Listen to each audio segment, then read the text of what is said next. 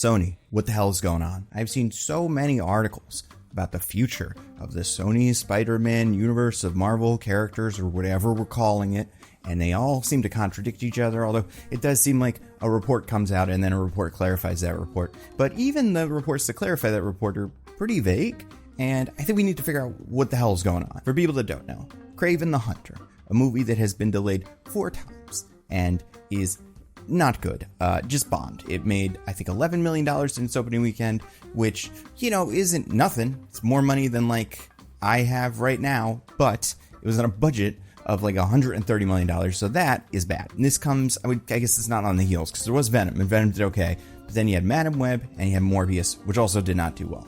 So Sony's in this weird spot, where its cinematic universe is broken. They have a bunch of movies that they have announced that people are either pulling out of, or were never really going to happen, or just ideas that maybe got leaked and then they went, yeah, sure, we're going to do that. Either way, it's not clear what happened. And to be fair, and this comes up in the Variety article that we're going to talk about, Sony never said, this is the spunk. They didn't do a big presentation with Kevin Feige or a James Gunn video like he did for chapter 1 of the new DCU. This is just kind of articles that have made these points, and maybe producers have said things like, oh, these are all in a universe together. But even that, none of the movies would ever suggest that that is true. Because outside of Morbius kind of mentioning Venom once, and then in another offhanded line about San Francisco that ended up getting cut out of the movie, these movies have never suggested that they exist in the same universe. They can't, right? Kraven has never talked about the Madam Web triplets or any of those characters, right? Venom has never talked about the Vulture. They're just not in the same universe. They could be. It would totally be an option. You just have to commit to that. But after Kraven bombed, a lot of reports came out. People were saying, oh, Sony's not going to make any more Spider-Man movies. I even saw a couple of reports. And obviously, these could come from anywhere. But they were saying, oh, maybe Sony's going to sell this back to Marvel. Maybe this is finally going to happen.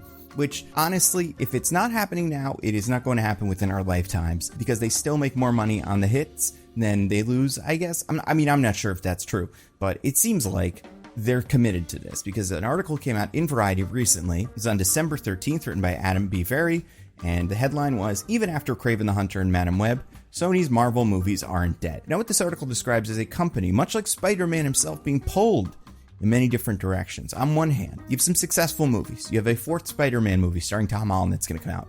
And while these are in the Marvel Cinematic Universe, they're also co-financed or something by Sony, and they split the profits, and these movies make them a ton of money. I don't know if Spider-Man No Way Home was the highest grossing movie of the year it came out, but it was up there. And then you've also got the Spider-Verse movies. Into the Spider-Verse and Across the Spider-Verse are already A, financially successful, and B, critically very successful, and C, they sell a lot of toys, which is very important. How do I know this? Because I go to the store all the time, try to pick up the toys, and I can't find them because they're just not around. And then Sony is also making a Spider-Man noir show starring Nicolas Cage. It's going to air on Amazon Prime, I believe.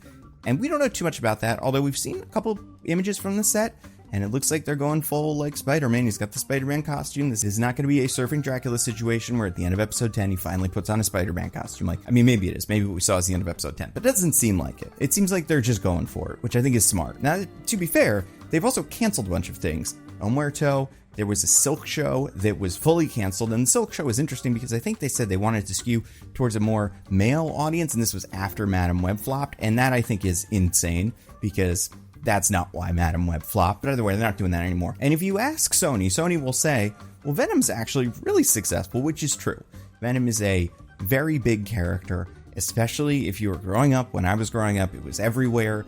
So, of course, a movie like that is going to make more money than a movie about Morbius the Living Vampire or Madam Web or Kraven.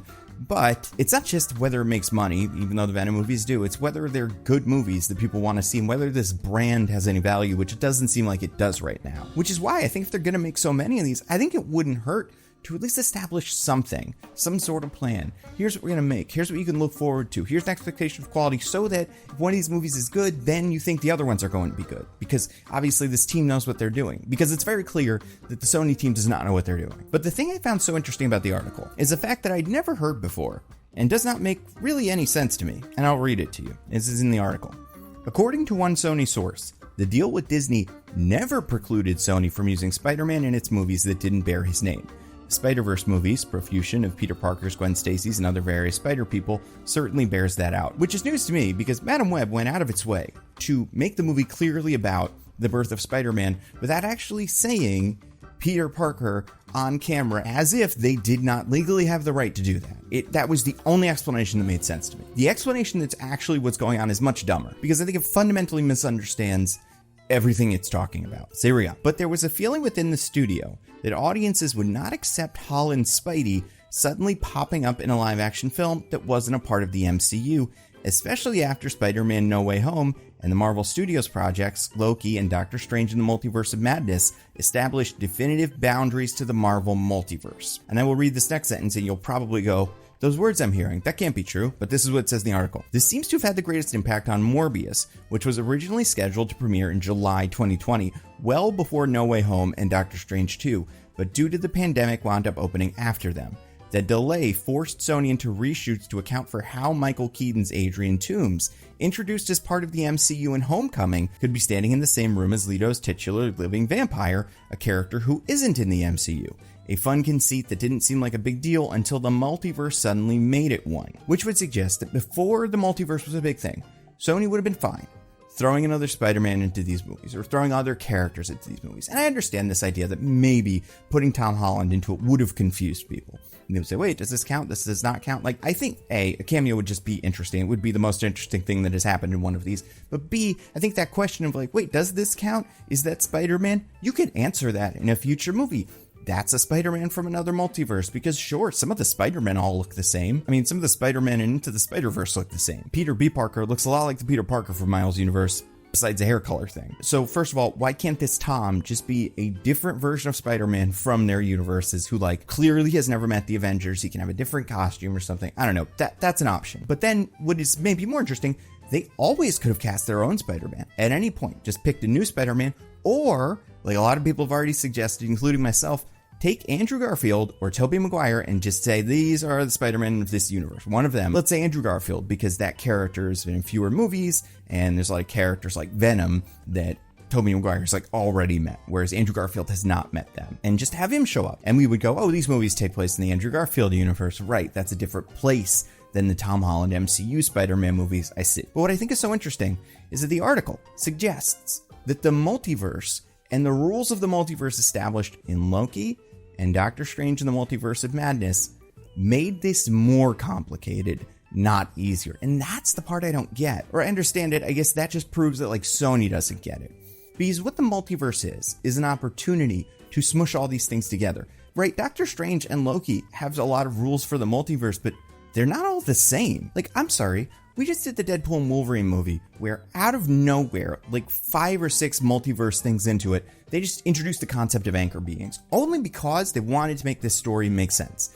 And anchor beings made Deadpool and Wolverine work because you need to find a specific character, so that's why he's after Wolverine. It's like, listen, is that a great explanation? Not really, but also, we don't care because the movie's cool. We will, in these movies, if they are fun, and TV shows and all of that, just accept whatever the last thing somebody says is.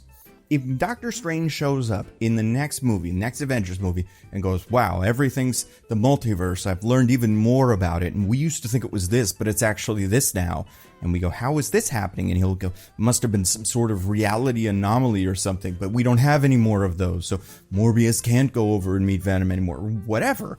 We'll be fine with that. Michael Keaton Vulture, we've already established what variants are. So even if Michael Keaton, a version of Michael Keaton, in jail, in the Morbius movie, shows up and says, Michael Morbius, I'm the Vulture. I hear what you're doing is cool, and we should team up to do whatever it is we do. We, as the audience who understands what the multiverse is and gives a shit about these rules, as Sony apparently wants to cater to this audience, we would be totally cool with going, oh yeah, no, I guess the Adrian Toomes in that universe looks the same as the Adrian Toomes in our universe. As long as the Adrian Toomes in the Morbius universe never says anything about Spider-Man, we would just go, I guess this is a different guy. That's always how these go now. They did a bit where Deadpool went and visited like 10 Wolverines and they all look the same, and we didn't go, wow, is that the same guy in all these places? No, we went, these are different versions of him in different universes. It would be especially easy to just have his Vulture costume look different.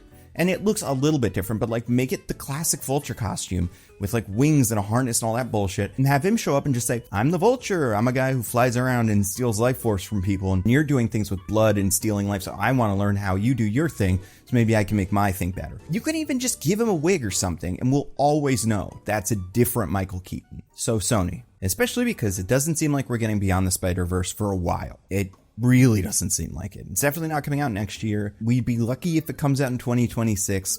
But I honestly, at this point, I have no idea. We're not getting any more Venom movies, or at least it doesn't seem like we are. But besides that, everything else is up for grabs. You understand, Sony, that this brand stinks right now. Not just Sony, but the Sony Spider-Man brand is bad. We need a Domino's level announcement where a guy who we trust, someone smart who you hire to do this, comes on stage and says, listen, Sony messed up. We could have used Spider-Man and we weren't using Spider-Man because we were kind of confused about the multiverse, but now we know you guys can do this. You can understand this, so we're going to tell some fun stories. Some will have Spider-Man, some won't. Maybe they'll be in the same universe, but here's 5 we're going to do.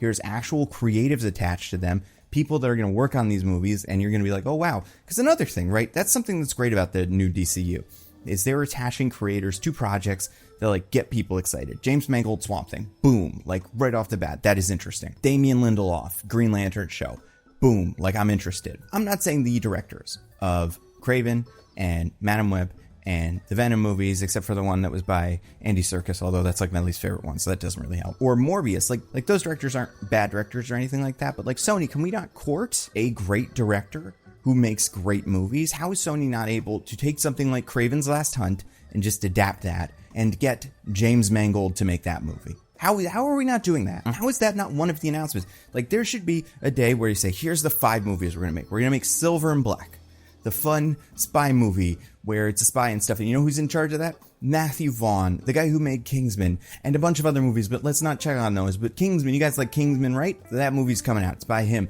And people could kind of get excited by it. Because I think the thing that's annoying me here, Sony, is you can compete here. It doesn't seem like Sony can. It doesn't seem like it can be on the same level as the MCU or the DCU, but it totally can. There just needs to be direction, and it doesn't need to be a shared cinematic universe either. It just needs to be a brand that people trust to give them a quality movie. Like, I'm sure Spider-Man Noir might be good and might be bad, but I would genuinely be worried right now for Sony that Spider-Man Noir is going to come out. People are going to see the word Sony and Marvel and go, oh, is this the same guys that made like that Kraven movie and that Madam Web movie? Yeah, probably not going to see it. And I'd say Marvel, while not exactly there now, is very worried about being that space. But like, Sony, you're in that space. And the great thing about being so far down is you got nothing to lose. So pick a creative. Pick some sort of producer that you guys trust. Someone smart. Miller and Lord probably aren't going to be the people for this anymore because it seemed like they were going to do more stuff, and now they're not. We need someone from one successful Spider-Man thing. I mean, ideally, honestly, like John Watts would have been the guy for this, but he's got his own stuff going on. It seems like he's pretty tight with Disney. Okay, so here's what you need to do, Sony. Get a director that we trust to make a good action movie. Doesn't need to be that complicated. I've got 2 right now that seem like, I mean, I don't know if they're available, but they're people that can clearly do this and are not already on the Disney team. Although some of them have worked with other studios and maybe have a relationship, but whatever. Spend money, get them. Get Justin Lin from the Fast and Furious movies or James Wan from Aquaman. Get one of those guys and just have them make a Spider-Man movie that is anything. It doesn't matter what it is. Just make sure it's good. Make Silver and Black. Make that script amazing. Put Spider-Man in it a little bit. Doesn't have to be Tom Holland. Make it Andrew Garfield. Have that be the universe now. Have him do a cameo. It doesn't need to be in it very much either. And then in a year, you have Justin Lin come up on stage and give a big presentation. Says, here are the next 5 movies that Sony's making with Spider-Man. And here's some of the characters you can get excited about. And here are the creative people you're going to get excited about. There just needs to be some direction. But we are in an incredible place, Sony, because you can't do worse. You can't fall further. So make this a rebuilding year. Figure out who this guy is. Let's see, what other movies does Sony make? Let's find one creative making movies for Sony who's like Sony's guy. Ooh, here's who you get. Here's what you get. Oh, this is no-brainer. Oh, okay, this is a no-brainer. If they would do it, get the Miss Marvel Batgirl guys. Because they just did Bad Boys 4, which was not called Bad Boys 4 Life. It was called Bad Boys Ride or Die. I don't know. The titles for those movies are dumb. But they did Miss Marvel, and they made that Batgirl movie. And, like, Bad Boys Ride or Die is a perfectly good movie. I think it was fun. I think most people liked it. It made a lot of money. It was very successful. Miss Marvel was good, too. Obviously, you know, studio stuff, it was messy. But like Adil El Arbi and Bilal Fallah, they've got other stuff on their plate. They're maybe making a mummy movie. But these are your Russo brothers. These are your Jon Favreaus. These are your creatives, not just producers, but directors who are going to make a movie in the Spider-Man universe about Spider-Gwen or something. and it's going to be really good and everybody's going to like it. And we got to be really nice to them because we're going to be like, guys, we're not going to Batgirl you. We promise we're not going to Batgirl you. But okay, so that's what you need to do, Sony. And I think going with Andrew Garfield is just a safer bet because also, forget about multiverse stuff. We know this guy exists. We know Andrew Garfield Spider-Man is out there somewhere and doing something. So let's say it's this. And if we want to merge all the universes later, we can, but we don't have to. The point is, Sony, you're making it more complicated than it needs to be. Like, this is a fixable solution. So, do that. Do what I said. And Sony, if you want to learn even more, not just about movies, but about science and technology and current events, you're going to love this video sponsor, Nebula. You know Nebula, it is a subscription streaming service that I and a bunch of YouTubers helped to create. It focuses on giving the creators more power to make the cool stuff that you guys already like and giving you guys a better experience for watching it. That means all my videos go up ad-free. Some of them are early. The Nando V Movies videos are early. The Nando Cut videos are like a little early, but they're not as early because they're like a thing that happened yesterday usually. We curate different video lists based on what people are talking about. So if you're watching that new Dune show, for example, and you want to watch some videos about Dune, we've got a bunch of those. We make that really easy to find. You can just watch that. We also have Nebula Originals. So these are all kinds of things. We've got like a pro shoot of a play by Abigail Thorne. Patrick Willems has made a Christmas special. His full-length feature film about an evil coconut. He's got a new short film coming out with a cast full of actors like Zach Cherry, who fans of this channel, I mean, you know him from so many things. Perhaps he has been in Severance. He loves Severance, Fallout. But I mean, realistically, a good portion of you know him as the guy who tells Spider-Man to do a flip or the guy who is taping the Shang-Chi fight. But either way, he is in this. And that is something you can only watch on Nebula. Tom Nichols just made a documentary about gerontocracy, about how boomers have changed the world and government, and is it good or is it even really a thing? A subject that has only gotten more relevant since this documentary came out. We have so many other cool things I think you guys are going to love. You'll find out about them soon. And a year of Nebula is already a steal at $5 a month, $60 a year.